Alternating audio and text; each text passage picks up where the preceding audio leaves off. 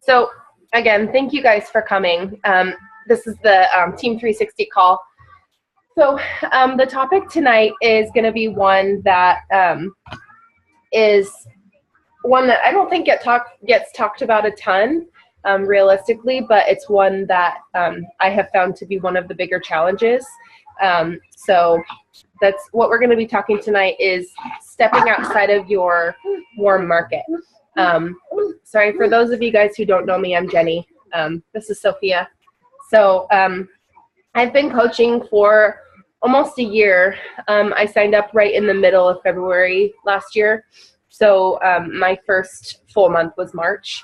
But at this point in my business, my warm market is not totally saturated, but it's sort of getting there. Like, the people who I've reached out to are the ones that are the easy ones. You know, I've hit all of those. And now I still have some people who I haven't reached out to, but I think that I've pretty well saturated it to the point where it's definitely necessary for me to reach out to my cold market. And so one of the things that I would highly, highly recommend is making sure that you're comfortable. So that's part of it, is that you are going to need to be comfortable with stepping outside of your comfort zone. Something for me is that I don't always feel as confident as I need to reach out to these people who I don't know. Like, maybe they're going to think I'm a weirdo, or like they're going to be like, who is this girl that's adding me? She's a weirdo on Facebook. So it's all about mental. So the number one thing that I would recommend is making sure that you are doing your PD every day, because what I've found is when I start to slip on my PD, that's when I lose my self-confidence. I get that negative self-talk, and then I'm not able to expand my work like I would if I was doing my PD. Same thing with all the vitals, actually. And I know that this is going to sound like beating a dead horse, but it's so important to do the vitals, because when you are doing them, when you're doing your personal development, when you're doing your workout, when you're drinking your shakes, it's something that's coming easy to you, and then you can talk about it easily. And so that's going to be a big part of it, is making sure that you're doing vital behaviors so that when you do connect with these people, then it comes naturally. So that's just the preface that I have to the information that I'm going to give, because really, if you're not doing those things, then you won't be coming across like you want to these people who you don't necessarily know yet. So just to clarify for those of you guys who, if you guys all just want to make sure that you're muted. Sorry, I feel really bad that I can't figure out how to mute everybody. Lori, I think you might not be muted. Oh, sorry. That's okay. So just to clarify for you guys who don't know the difference between what a warm market is and what a cold market is, the warm market is kind of like your friends and your family, even people like classmates, old coworkers, people who you would say you feel comfortable talking to. Maybe you were already friends with them on Facebook. Even people who you see in the suggested friends who you maybe went to high school with, I would still consider that warm market. Cold market is going to be new contacts to you. So whether that be through a referral or to, you know, somebody that you've met at the grocery store, or just like a contact through a mutual friend, that's a cold market. Somebody that does not have any knowledge of you that you know of. And so they're going to be somebody that you need to build a relationship with. If it's somebody who you already have a relationship with, even if it's not like your hot market, I would still consider that to be your warm market. So like I said earlier, my warm market is not necessarily tapped. I don't think that your warm market should ever be totally tapped out. I think that you should always be adding to it so consistently and building relationships that somebody can shift into your warm market. So again, I don't think that that should ever be totally tapped out. But as you progress, like I said earlier, I'm at the point in my business where I need to start adding people from my cold market. That's going to be really important, because if you're not constantly adding to your network, then you're not going to be growing your business, because at some point you will become stagnant. And I know that they say that you can never invite everyone, but really, if you stop adding people and you're not adding to your network, and you get through that friends list and you have invited everyone, then you're going to have a problem. So the key is to continue to adding people, and that's where you find that you'll never run out of people to add. So I just wanted to go over on this call what I personally have done. You know, it's hard to say that this is 100% going to work for you, but this is what I've done and what has been successful so far. Number one is going to be making sure that you're adding everyone. I mean, you don't have to be a weirdo about it, but you want to make sure that you're constantly adding people. I set myself a goal of X amount of friend requests a day because they're not all going to get accepted, and that's fine. But I try to send out a minimum of 10 per day. And how I find those people is I am getting myself into groups that have to do with my interests. So like, for instance, hiking groups. I like to hike a lot in the summers. So I add myself to like Hike It Baby. It's a really big group, so it's not a great example, but you know, you're going to be in ones that pertain to you. So these might not be ones that pertain to you, but I'm in a lot of mom groups. I'm in a lot of like cooking groups. Like, for instance, I'm in a crock pot for moms and friends. And believe it or not, I've actually made a lot of contacts in there because it has to do with cooking and healthy eating. So you see where I'm going with that. And there's a little bit of strategy behind being in these groups, because you can't necessarily go in there and just go at everyone. It's going to look a little fishy. You might get kicked out because people do pay attention to these things, and there are rules. So the key is going to be getting yourself into these groups and then interacting. So I know in the beginning, for me a little bit, it felt like a little bit more work until I, again, did my PD. And I sort of went into it with a helping heart, knowing that all of these people were just potential people that I could help. You will go into these groups and see a lot of posts that you're like, I just want to help this person. And so once you start looking at it like that, it's less work. So what I do is, I'll just give you an example. I go in and I either will respond to a post that I'm interested in, or I will post something. Like, for instance, I'll post a crock pot recipe and talk about how I used a substitute for butter, or, you know, making cookies, for instance, you can use applesauce, little things like that. I just place it there. Then anyone who will comment or like it or interact with me, then I will send them a friend request. I wait until we have a sort of connection. And then also, if I see somebody who I just know I'm going to have a connection with, somebody who, you know, clearly has a lot of my same interests and values and morals, I do add that person. So that's going to be the first step.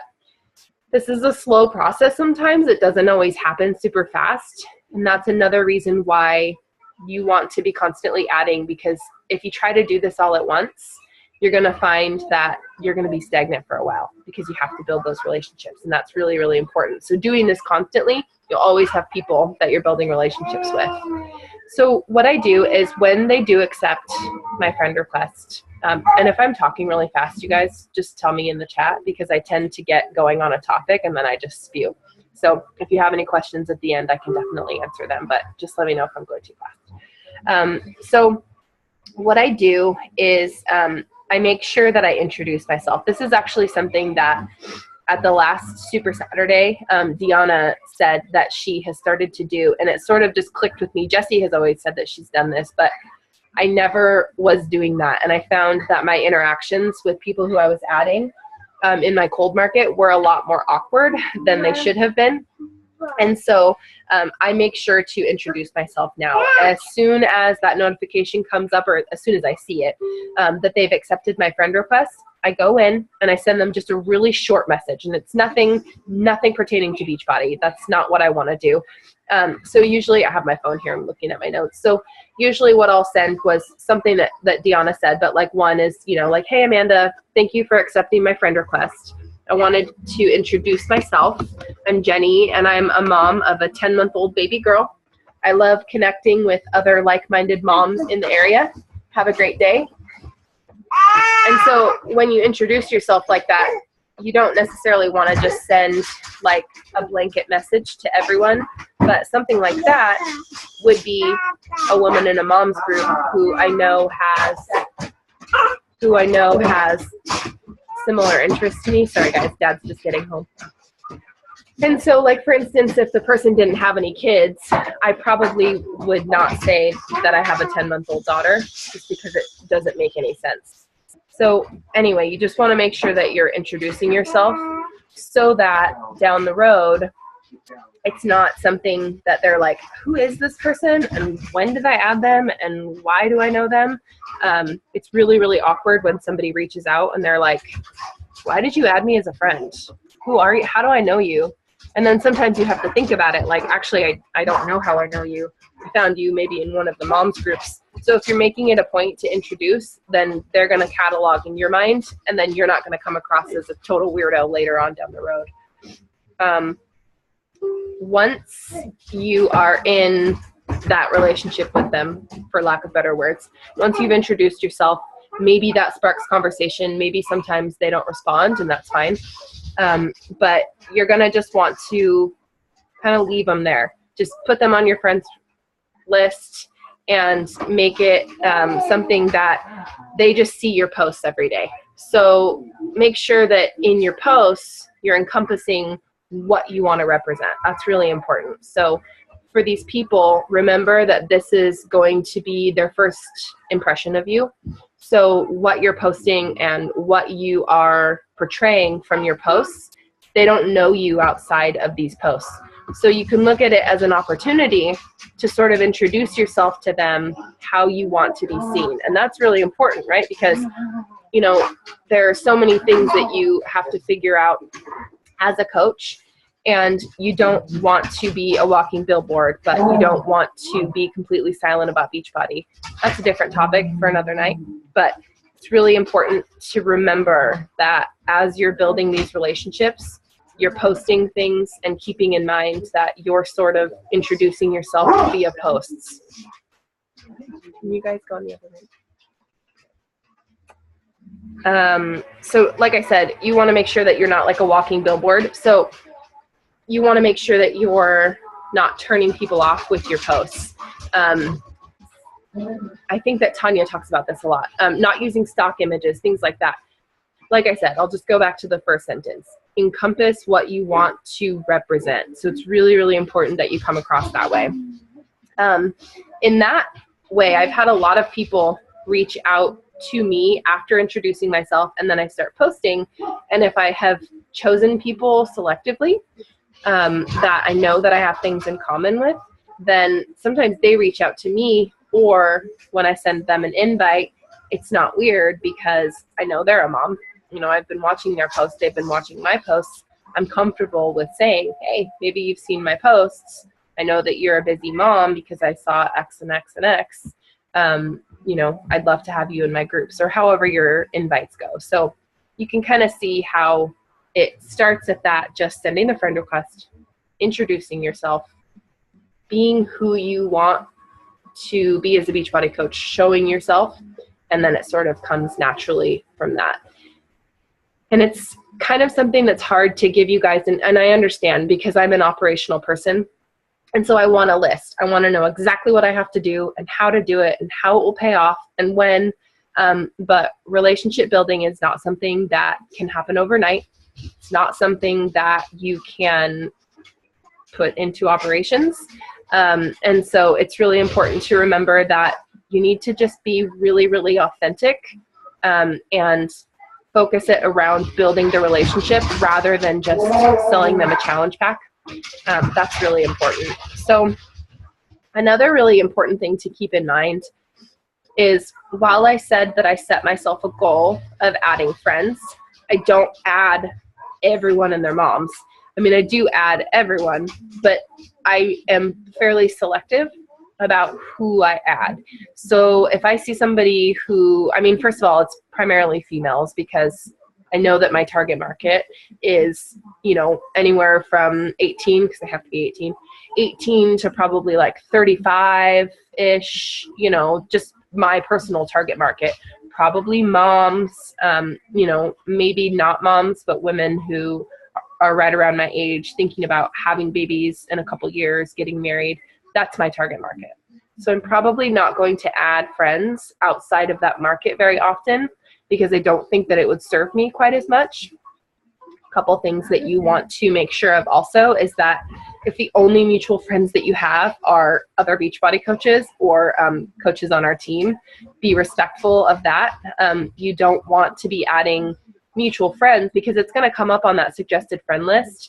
But, if you see that, you are the only mutual friend besides another Beachbody coach, more than likely they have a relationship with them, and that's fishy water. So you can add them if you want, if you truly want to just connect with them, but be mindful of that. I know that that's something that is hard sometimes when we all live so close together, but just be really mindful of who you're adding. Don't add somebody that you have nothing in common with. I made this mistake in the beginning, and I would just go through and add. And then I got all these really crazy people on my newsfeed who were super negative. They brought me down. They were super weird. And then I just ended up deleting them. So now that I've learned that, I'm a lot more mindful about who I add. I don't take a lot of time to go and research their page or anything like that, but you can usually tell by somebody's, number one, their profile picture. Number two, who your mutual friends are. If they're friends, with a group of people that you don't necessarily identify with, probably don't add them. Number three, their cover photo is really, really a good way to tell who they are, what they're about. If it's a picture of their family, for instance, they have young kids, pets, things like that. And even just looking at like one or two of their posts if you have the time. But usually I just do it by their cover photo, which you can see by hovering over their name. You can see their cover photo, usually basic tidbits about them and who the mutual friends are. So be really wary of who you're adding. Keep it within your market, and that way you won't be wasting your time. A couple other ways besides those groups that I have found works really well is something that you've heard before, hosting free groups. What this does is it sort of adds value to what you're offering. You're not only offering something as a coach for them to buy something, because that's not really what it's about in a relationship market. It's not required of them to buy Shakeology to be your friend. That would, that's a terrible way to look at it. So the best thing to do with free groups are, you don't have to host them every month. You don't have to host them alone, but there's something that's really, really nice. If you are at that point where you're transitioning from your warm market to your cold market, this is something that I've just had to start doing. I'm literally doing my first free group this month, and it's been really helpful. I've been in them before, but I'm hosting my own this month because I really have just started to step into this cold market. I've been building it for a little while, but now I'm just starting. So what I've been doing as far as inviting is asking these people who I don't know very well.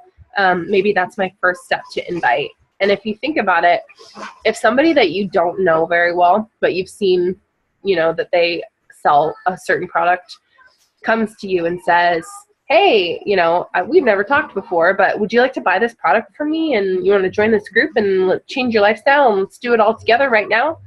You're a little less inclined than if somebody comes to you and says, hey, I'm hosting this free 7-day clean eating group.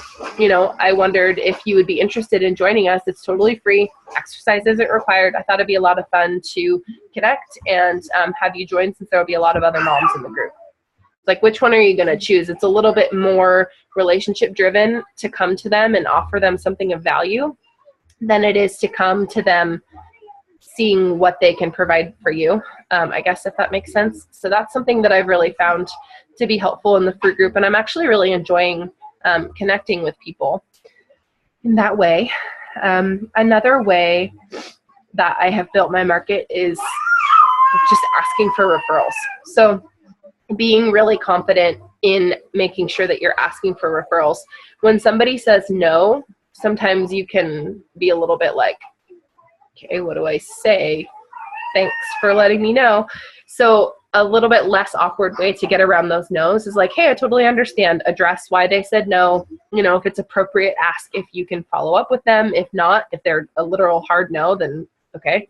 Just let them know, hey, I totally understand.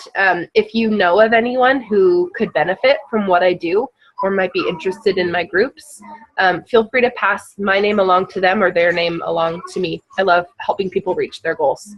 And it's as simple as that. And sometimes just saying like, hey, no worries, you don't have to join, but if you know of anyone who might be interested, let them know.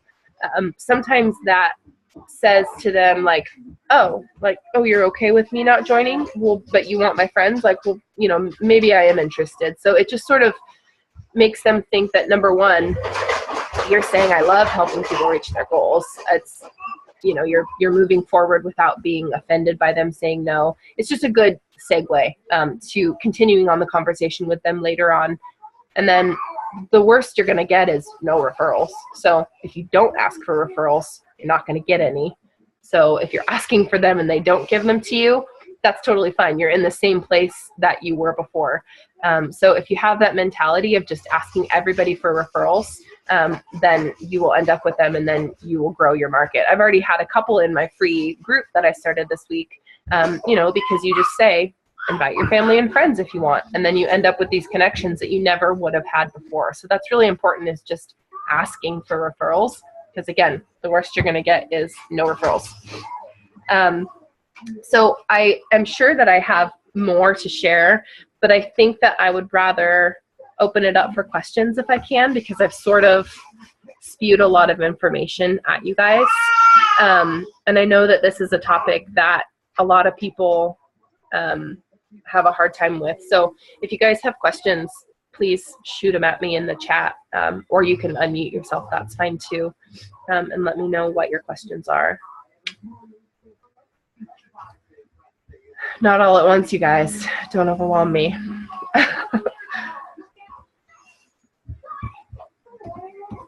Okay. Well, apparently I answered all of your questions already. Something that I'm trying to think, I know that I forgot one place that I was going to say. Oh, I know. So Carly was talking with me the other day about her, I'm trying to remember, her daughter's ballet class. Sorry for putting you on the spot, Carly, if you're on this call. But she was telling me that she has been talking to her fellow moms at the ballet class for her daughter. And she doesn't talk about Beachbody. It's not her life. And so she just talks to them like normal, gets their name. This is another important tip. Get their name and then add them on Facebook. That's all you have to do. Because then they're going to see what you post. They're going to see your posts of value, your free groups, your recipes, your fitness tips, things like that. And then they, like she was saying, they ask her about it, because it doesn't need to be your entire life. So you don't need to walk up to somebody and be like, what's up? I'm a Beachbody coach. That's, you know, it's not attractive. You can be excited about it. I love doing what I do, and most people know what I do, and have probably heard it quite a few times. But I don't lead with that. I don't say, hey, I'm a Beachbody coach, you should join my challenge group. You know, I still am a person, and I still have normal relationships outside of that. And so it sort of allows them to get to know you again on that platform without having to bring it up. So that was a really good tip from Carly. Thanks, Sierra. So I hope that helped. Like I said, it's something that is not as easy as like step 1, step 2, step 3, but hopefully for me, breaking it down with what I do and how I go about approaching these people helps a little bit. It's just something that you have to continuously do, because like I said, I have made the mistake, hopefully you guys, you know, I think this is important. I've made the mistake of being stagnant and not adding to my network. And those have been the months I've had a really hard time coming up with people to invite new. And I've had to dig deep for the follow-ups, because I didn't have anyone new to invite. And you always have new people to invite, but it wasn't as easy as just looking and being like, boop, boop, boop, I haven't invited these people.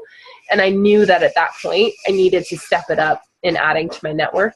So as soon as I recognized that, and maybe take a look next time you're going to invite, how easy is it for you to find a list of new people, 10 to 20 people off the bat within 10 minutes? If it's not as easy as you'd like it to be, maybe you need to just start adding to your network. And it's really, really important. So that's all that I have for you guys. I purposely tried to keep it short because I have the little lady over here and we haven't had dinner yet. But I'm seriously more than happy to answer questions if anybody has any other questions. Perfect. Okay, well, that's all that I have for you guys. Again, sorry if it was a little bit short. Sometimes I like to keep things concise. I'll go ahead and post the recording on 360 so that anybody who missed it can catch it. And then if you guys have questions that you come up with afterwards, just put them on the video in 360 and I can answer them.